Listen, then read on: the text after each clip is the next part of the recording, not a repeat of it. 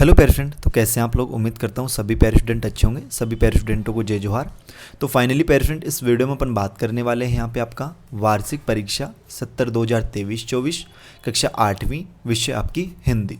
तो क्लास 8 वाले जो स्टूडेंट्स हैं उनके लिए वीडियो रहने वाली है। इस वीडियो में क्लास 8 का जो आपका विषय हिंदी का जो पेपर है वार्षिक परीक्षा का 5 अप्रैल, ठीक है, 5/4/2024 का जो आपका पेपर है उसका संपूर्ण सॉल्यूशन अपन इस वीडियो में कवर करने वाले हैं। वीडियो को पूरा लास्ट एंड तक आपको कंप्लीट देखना है। इस वीडियो में क्वेश्चन क्रमांक 1 से लेकर क्वेश्चन क्रमांक 17 तक संपूर्ण सॉल्यूशन मैं आपको यहाँ पे कवर करवाने वाला हूँ प्यारे फ्रेंड, ठीक है। तो हर एक प्रश्न को अच्छे से देखिएगा और आपको ये बिल्कुल भी भूल जाना है कि क्वेश्चन आएंगे या फिर नहीं आएंगे। 100% आपको जो है परसेंट के क्वेश्चंस देखने को मिलने वाले हैं, ठीक है। यार कुछ नहीं है परसेंट, 8 से 9 मिनट की वीडियो है यार। इस वीडियो को कंप्लीट देख लीजिए, क्या पता आपको यही पेपर आपके स्कूल में आ जाए तो, ठीक है, तो आपके लिए ये बेनिफिट होगा। तो आपको बिल्कुल भी स्किप नहीं करना। अगर मान लीजिए कुछ स्टूडेंट ये सोचे कि भैया ये तो नहीं आएगा, मैं तो नहीं देख रहा, तो मान लीजिए अगर यही आ गया तो तब क्या करोगे।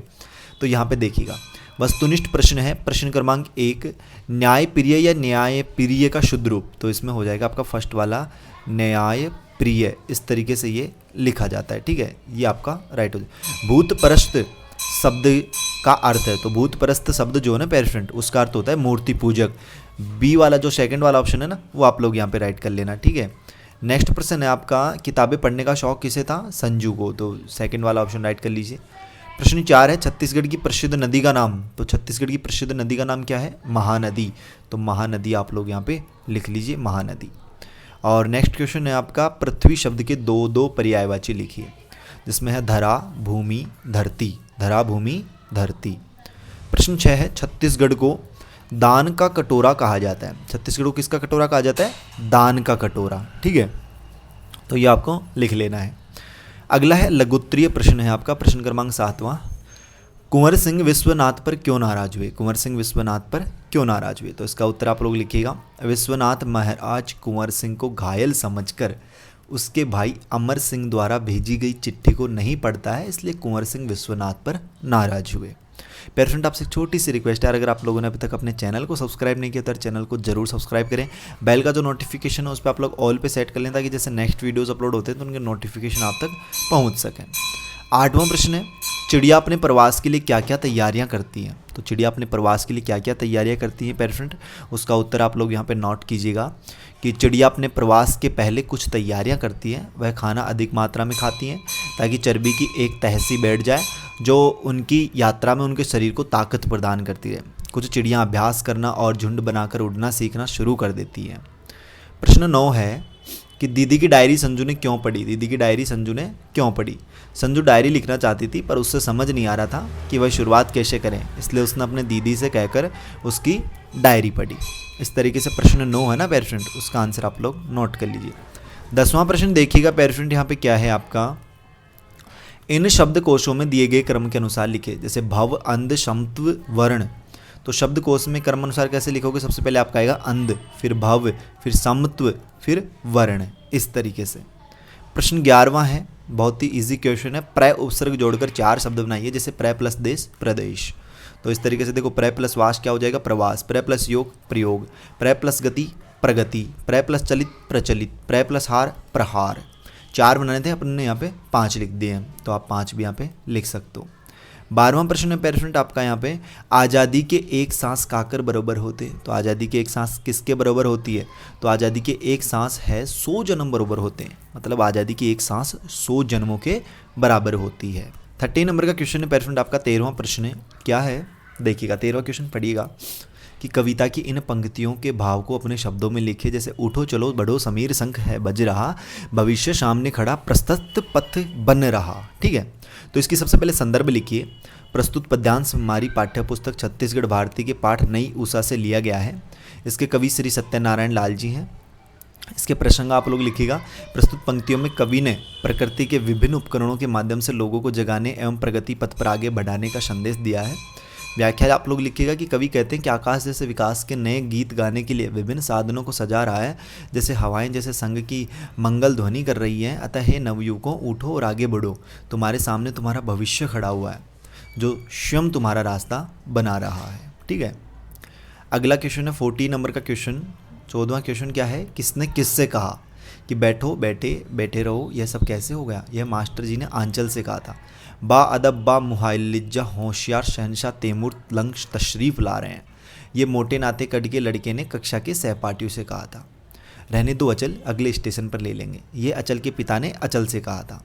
अगला है आपका दीर्घ उत्तरीय प्रश्न है, प्रश्न क्रमांक 15वां कि अपने प्रधान पाठक को स्थानांतरण प्रमाण पत्र हेतु आवेदन पत्र लिखो। जैसे सेवा में श्रीमान प्रधान पाठक, प्रधानाध्यापक पूर्व माध्यमिक शाला कोरबा, विषय शाला स्थानांतरण प्रमाण पत्र हेतु महोदय।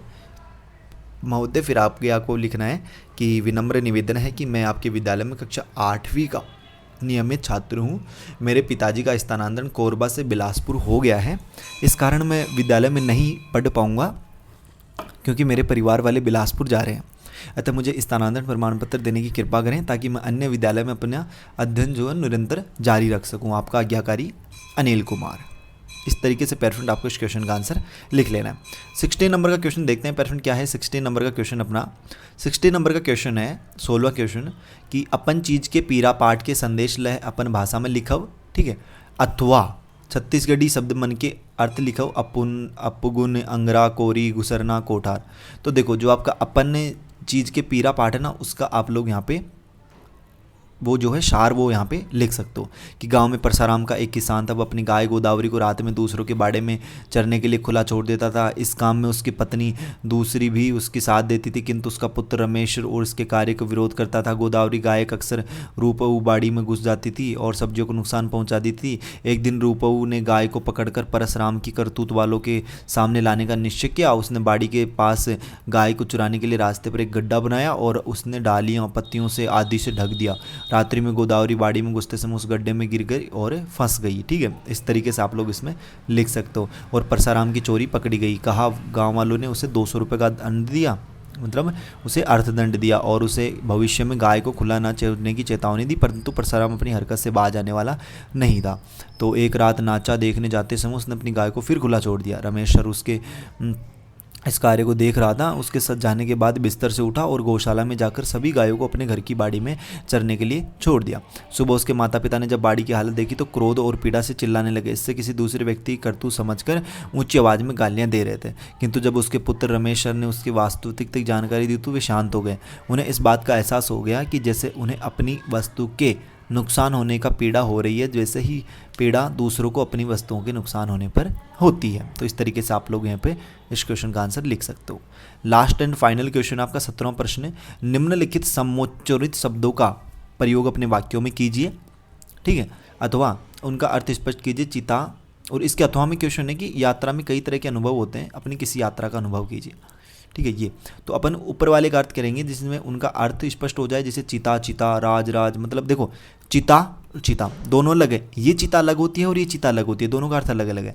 जैसे देखो चिता का मतलब होता है रात में जलती चिता डरावनी लगती है। चिता सबसे तेज दौड़ने वाला जंगली जानवर है। तो दोनों का अर्थ हो गया ना, अलग हो गया।